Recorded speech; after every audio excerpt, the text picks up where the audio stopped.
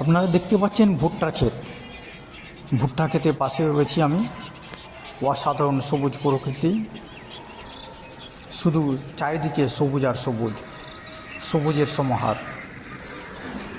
মন যেন জুড়িয়ে যায়, চোখও জুড়িয়ে যায় দেখে। রাস্তা দিয়ে চলে যাচ্ছিলাম, এরকম সবুজ প্রকৃতি দেখে থামলাম আর মোবাইলে ক্যাপচার করলাম কিছু মুহূর্ত।